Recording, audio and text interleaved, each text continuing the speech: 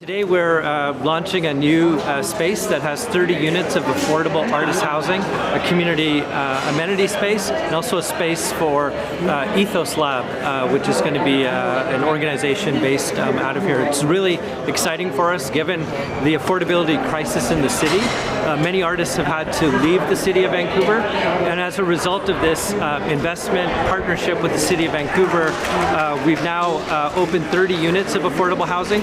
The city's 10-year plan for arts and culture includes a commitment to an additional 370 units. So we're really excited about working with the city of Vancouver to be able to move forward on these issues, to have facts on the ground that show a different way that we can have affordable space in the city where people can commit to being here in the long term.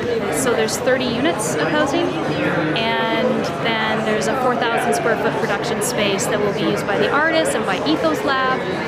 So it's a really exciting project. As part of development, the city negotiates with major rezonings, and so this is part of that. It's called a community amenity contribution. So we negotiated the social housing as well as the artist space.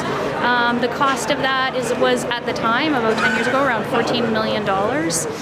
So there's about 230 units of housing. There's market housing on one side, and then we have this amazing social housing on the other side. This opportunity to live alone in Vancouver so I could focus on myself as an artist, as a creative, couldn't have come at a better time for me, even though I wish I had access to this kind of housing earlier in life.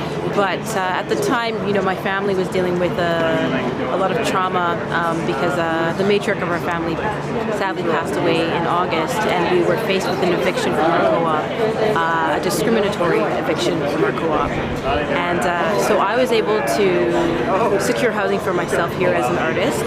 And it, for me, living in a place that is central for me to work in my community, it is crucial. This space was achieved through community amenity contributions, but what's unique about it is that it's not just housing, it's housing and creative space together for the artists in our city. It's a really big deal because we're really lucky that we actually have the highest concentration of artists per capita in Vancouver of major cities in our country, but a lot of them are living in poverty and they're struggling to make it work, and art adds so much to our lives, so we want to keep the artists in Vancouver and we want to keep them creating, and this is how we can do that.